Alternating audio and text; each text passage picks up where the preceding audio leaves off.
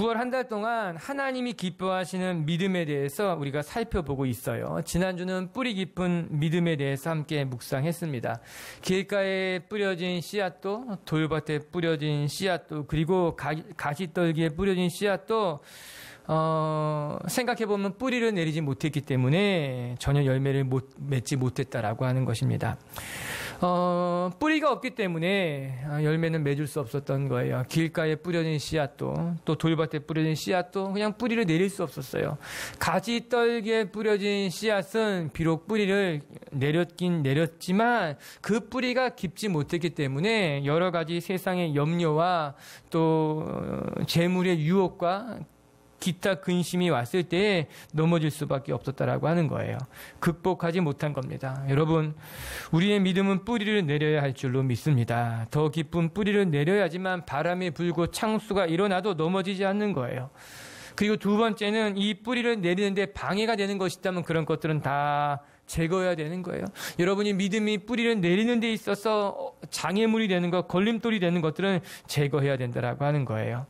그것이 우리가 지난주에 묵상한 말씀이죠. 사랑하는 빛의 교회 성도 여러분, 오늘도 저와 여러분의 믿음이 뿌리를 내리는 하루가 되길 주님의 이름으로 축복합니다. 그리고 오늘은 그 두 번째 시간으로 순전한 믿음에 대해서 함께 묵상하려고 합니다. 누가복음 18장에 보면 간청하는 과부의 기도가 나옵니다. 이 여인은 억울한 일을 당한 과부로서 자기의 억울함을 풀어달라고 재판관을 찾아가게 됩니다. 그리고 그 재판관에게 정말 포기하지 않고 간절한 마음으로 간청을 했어요. 결국에는 그 재판관이 불의한 재판관이었지만 그 간절히 정말 간청하는 그 과부의 청을 들어주었다라는 말씀이에요. 이 이야기의 주제는 간절히 기도하는 것이 필요하다. 예수님이 간절히 기도하는 것에 대해서 말씀해 주셨어요. 그런데 재미있는 것은 그 이야기의 마지막이 이렇게 끝맺고 있다는 겁니다. 우리 누가복음 18장 8절을 같이 한번 읽어볼게요. 시작. 내가 너희에게 이르노니 속히 풀어주리라. 그러나 인자가 올 때에 세상에서 믿음을 보겠느냐 하시니라. 예수님이 간절히 기도해야 된다라는 이 가르침을 마치시고 그 가르침의 마지막에 어떻게 이야기하셨는가? 그러나 인자가 올 때에 내가 다시 너희들을 찾아올 때에 이 세상에서 믿음을 가진 사람들이 얼마나 되겠느냐? 다른 번역본들을 살펴보게 되면 세상에서 믿음을 보겠느냐 하시니 이 말씀이 그냥 이 세상에 정말 믿음을 가지고 기도하는 사람들이 얼마나 있겠느냐? 많이 없다는 거예요. 기도하는 사람들은 많이 있을지 모르지만 정말 제대로 된 믿음을 가지고 기도하는 사람들을 찾아볼 수 있겠느냐라고 하는 것입니다. 저는 이 예수님께서 말씀하신 정말 믿음을 볼 수 있겠느냐? 이 믿음이 순전한 믿음이라고 생각합니다. 마지막에 주님께서 우리 가운데 오셔서 정말 순수한 믿음, 순전한 믿음, 깨끗한 믿음을 가지고 간절히 기도하면 하나님께서 응답해 주실 것이다. 내가 간절한 마음으로 하나님 앞에 나아가면 하나님이 반드시 응답해 주실 것이라는 그 믿음을 가지고 기도하는 사람이 많지 않을 것이라는 거예요. 그거 안타까운 일인 거죠. 기도하는 사람들은 이 땅에 많이 있지만 믿음을 가지고 있다고 말하는 사람들은 많지만 마지막 때에 내가 와서 정말 진짜 믿음을 가진 사람, 순전한 믿음, 깨끗한 믿음을 가지고 기도하는 사람들이 얼마나 있겠느냐라고 하는 겁니다. 여러분, 우리에게 능력이 언제 나타날까요? 믿음의 능력이 언제 나타날까? 예수님이 언제 우리에게 믿음의 능력을 보여주실까요? 산을 옮길 만한 믿음이란 무엇일까요? 저는 그것이 순전한 믿음이라고 생각합니다. 여러분, 능력은 언제 나타나는가? 우리의 믿음이 깨끗할 때 나타나는 거예요. 언제 기적이 일어나는가? 우리의 믿음이 순전할 때 나타날 수 있다라고 하는 거예요. 우리의 믿음이 순전하면요, 산을 옮길 수 있는 일이 일어나는 거예요. 우리의 믿음이 순전하면요, 어두운 데 빛이 밝히게 되어 있는 거예요. 우리의 믿음이 순전하면 그 순전한 믿음을 통해서 하나님이 역사하시게 된다라고 하는 것이죠. 그래서 오늘 뿌리가 깊은 믿음을 묵상하고 난 다음에 이제 우리가 함께 다시 묵상할 것은, 이제 우리가 뿌리를 내렸다면 이제 우리는 이 뿌리 내린 믿음이 순전할 수 있도록, 깨끗할 수 있도록 지켜나가는 것이 필요하다라고 하는 것이죠. 사랑하는 미치교회 성도 여러분, 오늘 저와 여러분의 믿음이 순전한 믿음, 깨끗한 믿음으로 다시 한번 거듭 태어나는 시간이 될 수 있게 되기를 주의 이름으로 축복합니다. 그렇다면 순전한 믿음이란 무엇이냐? 첫 번째, 순전한 믿음은 다른 것과 섞이지 않은 순도 100%의 깨끗한 믿음을 말하는 것이다. 순전한 믿음이라고 하는 것은요, 내 욕심이 섞이지 않은 믿음인 거예요. 내 생각이 섞이지 않은 믿음이라고 하는 거예요. 세상의 가치관이 섞이지 않은, 그래서 하나님의 말씀대로 믿고 하나님의 말씀대로 순종하는 믿음이 깨끗하고 순전한 믿음이라고 하는 것이죠. 그러나 우리가 세상을 살아가다 보면 세상의 것들로부터 우리 믿음을 지키는 것이 결코 쉬운 일이 아니라는 것을 알게 됩니다. 나도 의식하지 못하는 사이에 우리의 믿음에, 우리의 신앙에 세상의 것들이 조용히 파고든다라고 하는 거예요. 그리고 그 영향력을 생각하는 것보다 더 크고 무섭다라고 하는 거죠. 그래서 예수님이 말씀하는 거예요. 내 믿음을 지켜야 된다. 내 믿음이 순전하고 깨끗해져야 된다라고 하는 거죠. 오늘 우리 1절의 말씀을 이제 한번 같이 읽어볼게요. 시작.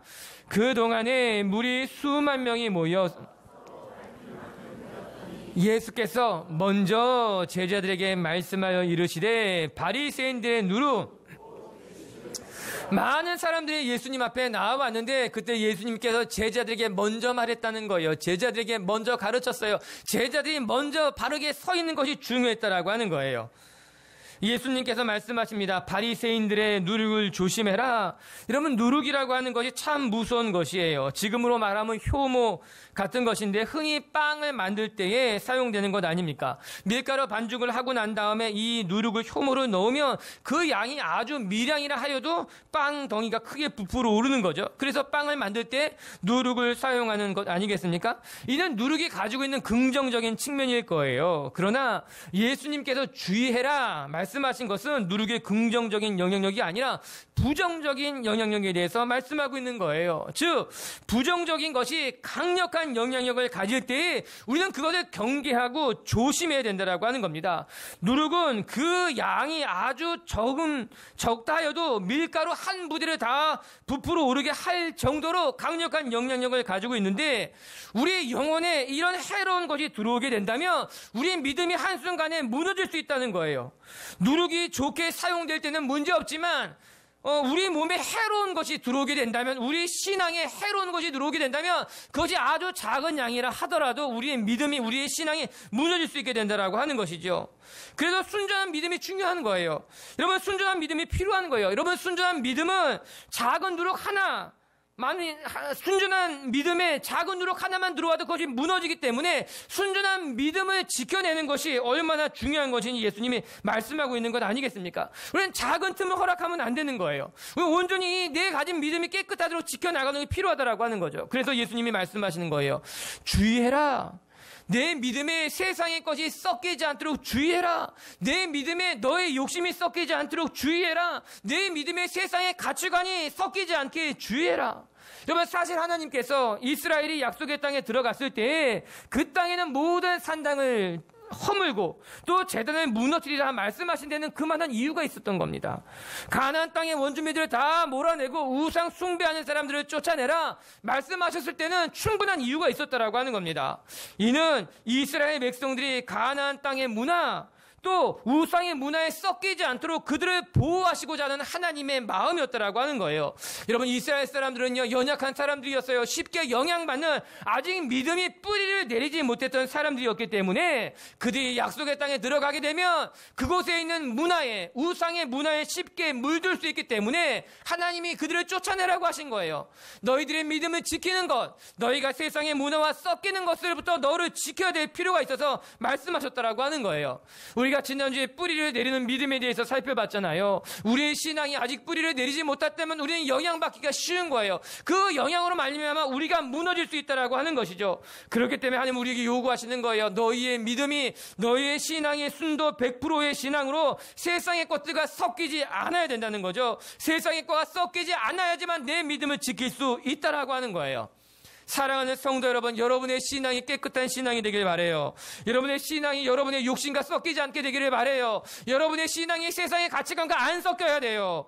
그런 면에 있어서 순도 100%의 믿음이라고 하는 것은 갖는 것도 중요하지만 지키는 것은 더 중요한 관건이 된다는 거예요.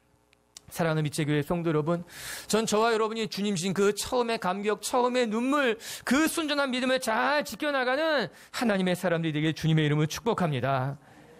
두 번째, 순전한 신앙이란 무엇일까? 주님은 특별히 순전한 믿음이란 외식하지 않는 것, 즉 다른 사람들을 지나치게 의식하지 않는 것, 위선을 걷어내는 것, 그것이 중요하다고 말씀하십니다. 이 순전한 신앙에는 참 여러 가지 면이 있겠지만 예수님은 특별히 외식에 대해서, 우리 1절 다시 한번 읽어볼게요. 시작. 그동안에 무리 수만 명이 모여 서로 밟힐 만큼 되었더니 먼저 제자들에게 말씀하여 이르시되 바리새인들의 누룩 곧 외식을 주의하라. 예수님은 우리에게 누룩을 조심하라. 특별히 외식하는 것, 그것을 주의해야 된다. 여기서 말하는 외식은 위선을 말하는 것일 겁니다. 사람들에게 보이기 위한 믿음, 사람들에게 인정받고자 하는 신앙생활, 이런 것들을 조심하지 않으면 그 위선이 우리에게 조용히 들어와서 우리의 신앙을 무너뜨린다라고 하는 거예요.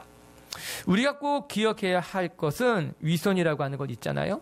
외식, 다른 사람들을 지나치게 신경 쓰는 것, 이것은 누룩처럼 순식간에 부풀어 오른다는 겁니다. 처음에는 우리 마음속에 아주 작은 부분에 있었을지 모르지만 이것이 시간이 지나면 조금씩 더 자라서 우리의 마음을 온통 헤집어 놓는 거예요. 여러분, 처음에는요, 내가 수고한 것에 대해서, 내가 노력하고 열심히 한 것에 대해서 그냥 인정받고 싶은 마음이었을지 모르지만, 그러나 그것이 누룩처럼 자라버린다는 거죠. 나중에는요, 남에게 보이기 위해서 행동하고, 남에게 인정받지 못하면 못 견뎌하게 되고, 내가 봉사하고 수고한 것에서 다른 사람이 인정하지 않으면 섭섭해지는 마음이 막 많아지는 거예요. 남들 보이고자 봉사하고, 남들 때문에 봉사하고.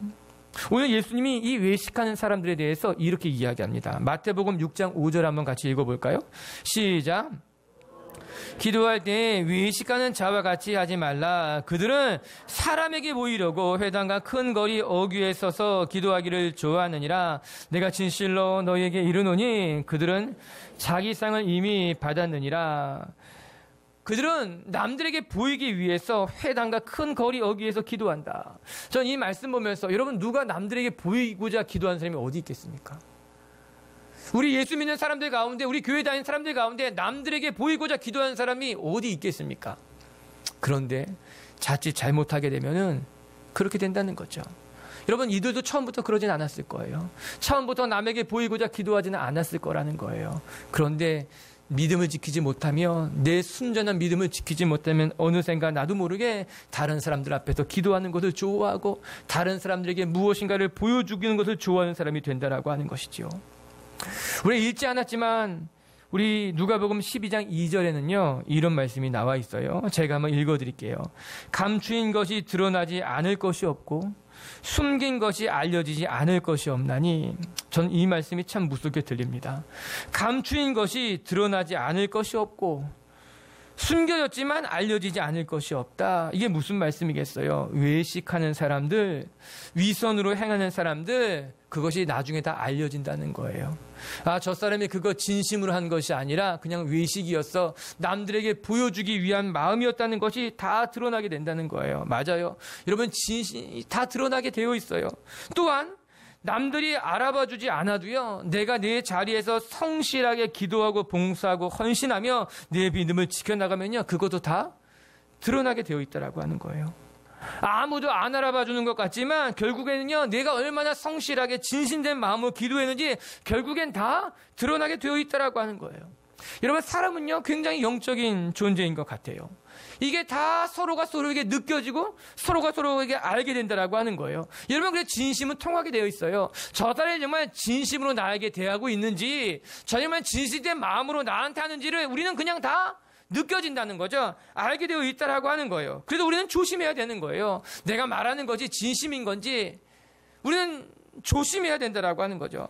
다시 오늘 주제로 되돌아가 본다면, 순전하지 않은 믿음은요 그대로 드러나게 돼 있어요. 남들을 의식하는 믿음, 남들 앞에 보이고자 하는 믿음은 내가 잘 숨긴 것 같지만 내 안에 있는 그 부끄러운 마음이 다 드러날 수밖에 없다라고 성경이 이야기하고 있어요. 여러분이 위선은요 허영하고 굉장히 닮아 있습니다. 첫 번째는요, 위선과 허영은요, 둘 다 모두 자기를 부풀린다는 공통점을 가지고 있어요. 다른 사람에게 인정받고자 자기 자신을 부풀리는 거예요. 내 안에 있는 믿음은 요만큼인데, 내 안에 있는 마음은 요만큼인데, 내 실체는 요만큼인데 자기도 모르게 자기 자신을 자꾸 부풀린다는 거죠. 이게 위선과 허영의 공통점이에요. 두 번째는요, 이 위선과 허영이 지나치게 다른 사람의 시선을 신경 쓴다라고 하는 거예요. 그렇게까지 다른 사람들을 생각할 필요가 있는가 싶은데, 위선적인 사람들은요, 또한 허영에 가득 찬 사람들은 다른 사람의 시선이 끊임없이 중요하다라고 하는 거예요. 저 사람이 나를 어떻게 생각할까? 내가 이 옷을 입으면, 내가 이 차를 타면, 내가 이렇게 봉사하면, 내가 이렇게 행하면 저 사람이 나한테 나를 저 사람이 어떻게 바라볼까? 다른 사람들의 시선이 너무나 지나치게 중요해진다라고 하는 거예요. 그리고 세 번째, 위선과 허영의 공통점은 참 안타깝게도 결국 남는 것이 아무것도 없다는 겁니다. 여러분, 위선도 허영도 그 당시에는 내가 참 대단하게 느껴질지 모르지만, 그래서 부풀리기도 하고 과도하게 하기도 하지만, 여러분, 안타깝게 마지막에는요, 결국 남는 것은 아무것도 없다는 거예요. 결국 돌아보고 나면 그래 공허해지는 거예요. 문제는 뭔지 아십니까? 우리가 살아가고 있는 이 시대가 위선과 허영으로 가득 차 있다라고 하는 거예요. 뿐만 아니라 세상 끊임없이 우리에게 그 위선과 허영을 요구하고 있다는 거죠. 남들이 너를 지켜보고 있다는 것을 기억해. 다른 사람들의 시선이 너는 따갑게 느껴지지 않아. 그렇게 하면 사람들이 널 무시할지도 몰라. 너가 너무 초라해 보이지 않니? 끊임없이 세상 우리에게 그렇게 이야기하고 있어요. 너를 좀 부풀려야 돼. 그렇지 않으면 넌 무시당할지도 몰라. 널 좀 더 과대 포장해야 돼. 그래야지 넌 무시당하지 않을 거야. 사랑하는 빛의 교회 성도 여러분, 우리가 사람들을 의식하면서 사람들의 눈을 신경 쓰며 의식과 허영과 위선 속에 살아가는 것이 아니라, 저와 여러분이 늘 우리의 속을 단장하며 순전한 믿음을 가지고 살아가는 분들이 되게 주님의 이름을 축복합니다. 세 번째, 우리가 순전한 믿음을 묵상할 때 한 가지 잊지 않아야 될 것이 있는데, 꼭 짚어야 될 것, 그것은 순전한 믿음이란 하나님의 말씀을 있는 그대로 믿고 따르는 것이다. 이것은 빼놓을 수가 없어요. 우리 백부장의 믿음을 한번 생각해 보시기 바랍니다. 백부장이 어느 날 예수님을 찾아가게 됩니다. 그 이유는 자기의 하인이 병들었기 때문에 백부장이 예수님을 찾아가서 예수님에게 자기 하인을 고쳐주십시오. 저는 그것 자체가 감동이었어요. 왜냐? 안타깝게도 예수님이 사셨을 당시에는 노예가 있었어요. 종이 있었고 하인이 있었습니다. 그리고 그들의 신분은 사회에서 전혀 존중받지 못하는, 돈으로 사고 팔 수 있는 존재가 노예, 종, 하인이었다라고 하는 거예요. 한 명의 인격체로 여겨지지 않고 그냥 일꾼이었어요. 돈을 주고 사고 팔 수 있는 천한 일꾼에 불과한 것이 하인이고 종이었다는 거예요. 그런데 이 백부장이 이 하인을 위해서 예수님을 찾아갔다는 거예요. 저는 이 백부장의 인격이 보여지는 거예요. 아, 이 사람이 다른 사람이구나. 다른 사람들을 의식하고 다른 사람들이 나를 어떻게 생각할지를 따지는 사람이 아니라 자기 하인을 위해서라면 예수님께 기꺼이 찾아갈 수 있는 참 좋은 성품, 인격을 가진 정말 훌륭한 됨됨이를 가진 사람이구나 생각하게 되죠. 이 백부장이 예수님을 찾아갑니다. 내 하인을 고쳐주십시오. 그때 예수님이 같이 가자는 겁니다. 그래, 내가 그 종을 고쳐줄게, 같이 가자. 이때 이 백부장의 고백이 참 놀랍습니다. 우리 자막을 통해 마태복음 8장 같이 한번 읽어볼게요. 시작. 대답하여 이르되 주여, 내 집에 들어오심을 나는 감당하지 못하겠사오니 다만 말씀으로만 하옵소서. 그러면 내 하인이 낫게 싸움나이다. 나도 남의 수하에 있는 사람이요, 내 아래에도 군사가 있으니 이더러 가라 하면 가고 저더러 오라 하면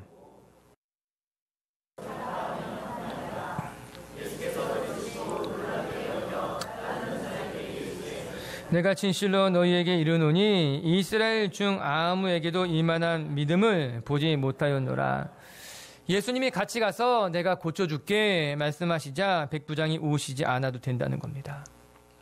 다만 8절에 보게 되면은 말씀으로만 하옵소서, 주님이 가시지 않아도 이곳에서 말씀만 하시면 저는 우리 하인이 날 줄로 믿습니다. 분명히 나을 걸로 제가 알고 있습니다. 참 놀랍지 않습니까? 저라면 같이 가서 내 눈으로 확인하고 내 종이 나을 때까지 기도해 주십시오 했을 거예요. 그러나 이 백부장은 아니요. 예수님이 말씀하시면 지금 당장이라도 날 것입니다. 그냥 낫도록 기도만 한번 해 주십시오. 같이 가시지 않아도 됩니다. 이 백부장의 마음은 예수님의 말씀이라면 반드시 이루어질 것입니다. 내가 보지 않아도 전 그렇게 믿습니다라는 순전한 믿음을 갖고 있었다는 거죠. 이게 예수님이 무엇이라 말씀합니까? 내가 이만한 믿음을 보지 못했다. 이렇게 순전한 믿음, 이렇게 깨끗한 믿음, 정말 말씀을 있는 그대로 믿는 자를 내가 만나보지 못했다라고 하는 거예요. 예수님이 도마를 바라보고 이야기하십니다. 내가 본고를 믿느냐? 보지 못하고 믿는 자는 더 복되도다. 이러면 순전한 믿음이라고 하는 것은요, 하나님의 말씀이 반드시 이루어질 것을 그냥 순수하게 받아들이는 거예요. 내가 보지 못해도 하나님의 말씀하셨다면 이루어질 것이라는 것을 믿음으로 받아들이는 것이 그게 진짜 순전한 믿음이라고 하는 거예요. 저는 하나님의 말씀대로 될 줄로 믿습니다. 여러분의 삶에 여러분의 믿음이 하나님의 말씀을 그냥 있는 그대로 받아들이며 말씀을 붙잡는다면 말씀이 행하실 것이고, 말씀을 따라가면 말씀이 나를 지킬 것이라는 믿음을 가지고 살아가는 분들이 되길 주님의 이름으로 축복합니다. 한 가지만 더 봐요. 네 번째, 우리가 이 순전한 믿음을 묵상하는데 꼭 기억해야 될 게 하나가 있습니다. 그것은 무엇인가 하면 이 순전한 믿음이 어떻게 회복되는가라고 하는 겁니다. 우리 욥기 23장 10절을 같이 한번 읽어보도록 합시다. 시작. 나의 가는 길을 오직 그가 아시나니 그가 나를 단련하신 후에 내가 정금같이 나오리라. 욥이 고난을 당한 후에 그의 고백이었어요. 내가 여러 가지 고난을 당한 후에 하나님이 나를 단련하신 후에 내가 비로소 순금처럼 정금처럼 순도 100%의 믿음으로 거듭 태어나게 될 것이다. 여러분, 우리의 믿음은 언제 회복되는가? 여러분, 고난을 통해 우리의 믿음이 순전해지는 거예요. 자, 한번 우리 순서를 보시기 바랍니다. 우리의 순전한 믿음이란 세상의 것과 섞이지 않은 믿음이에요. 그래도 우리가 처음 믿음을 가졌을 때 믿음은 순전한 믿음입니다. 주님이 처음 우리에게 믿음을 주셨을 때, 우리가 주님을 처음 만났을 때 그 믿음은 순전하고 깨끗한 믿음이에요. 그래서 두 번째, 이 순전한 믿음을 지켜가는 것이 중요하다는 겁니다. 우리가 그렇게 묵상했어요. 근데 문제는 순전한 믿음을 지켜가기를 원하지만 우리는 이 세상 속에서 이 믿음을 지키기가 어렵다는 거예요. 때로는 세상에 물들기도 하는 거예요. 이 믿음이 병들기도 하는 거예요. 이 믿음이 세상 속에 때가 타기도 한다라고 하는 거예요. 이 순전한 믿음이 세상 것과 섞이게 된다는 거죠. 그러면 어떻게 할 것이냐? 그러나 우리의 믿음이 순전함을 잃어버려서 세상 것과 다 섞여버려도 고난을 통해서 하나님이 우리의 믿음을 다시 순전하게 회복시켜 놓으신다는 거예요. 그게 은혜인 거예요. 우리는 연약해서 순전한 믿음을 빼앗길 거예요. 우리의 순전함을 지키는 것은 굉장히 어려울 거예요. 그러나 오늘 이 욥기의 고백과 같이 우리의 삶의 고난이 우리의 안에 있는 세상의 것들을 다 제거하고 세상의 생각들을, 세상의 욕심들을, 그래서 여러분 시편은 축복인 거예요. 우리는 우리 문이 닫힌 것을 통해서, 우리는 고난을 통해서 우리 자신을 돌아보게 되고 우리 믿음이 깨끗해지는 것을 경험하게 되는 것 아니겠습니까? 그게 주님의 약속인 거예요. 내 믿음이 깨끗한 믿음이었지만 그것이 병들고 세상의 것에 다 섞여버린다 할지라도 때로는 고난을 통해서 하나님이 우리의 믿음을 깨끗하고 순전한 믿음으로 되돌려 놓으신다라고 하는 것이죠. 사랑하는 빛의 교회 성도 여러분, 여러분의 믿음이 날마다 깨끗해져가는 과정이 되기를, 때로는 고난이 우리를 고단하게 하지만 그 고난을 통해 다시 잃어버린 순전한 믿음을 회복하는 분들이 되길 주님의 이름으로 축복합니다. 말씀을 정리하십시다. 우리 욥기 8장 20절에는 이런 말씀이 나와요. 같이 한번 읽어봅니다. 시작. 순전한 사람을 버리지 아니하시고 악한 자를 붙들어 주지 아니하심으로. 욥기에 있는 말씀 중에 하나입니다. 하나님은 순전한 사람을 버리지 아니하시니 저는 하나님께서 순전한 사람을, 순전한 믿음을 가지고 살아가는 사람들을 지키실 줄로 믿습니다. 우리는 걱정하고 염려하게 됩니다.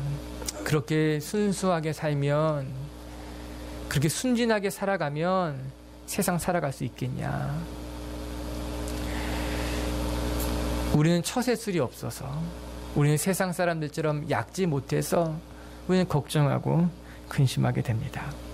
그러나 오늘 이 말씀을 보시기 바랍니다. 비록 너희가 세상적인 처세술이 없어서, 또 너희가 내 자신을 스스로 잘 챙기지 못하더라도, 내가 순전한 사람이라면, 내가 순전한 믿음을 가진 사람이라면 세상이 너를 지키는 게 아니라 하나님이 너를 지키신다는 거예요.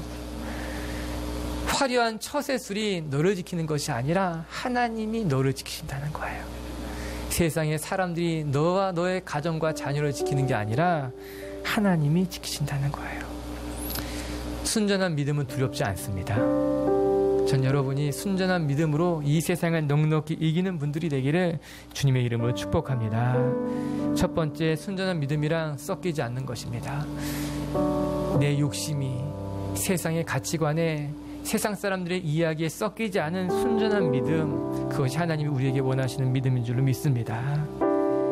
두 번째, 순전한 믿음은 세상 사람들의 이목을 신경 쓰지 않고 위선과 허영에 빠지지 않고 자기 자신을 잘 지켜가는 것, 그것이 순전한 믿음이라고 하는 거예요. 사랑하는 빛의 교회 성도 여러분, 여러분의 믿음이 세상 사람들을 의식하는 믿음이 아니라 깨끗하고 순전한 믿음 되었으면 좋겠습니다.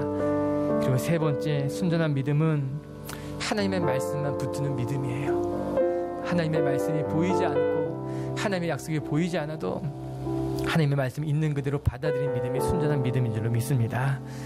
네 번째, 하나님은 고난을 통해서 우리의 순전한 믿음을 회복하실 것입니다. 아멘.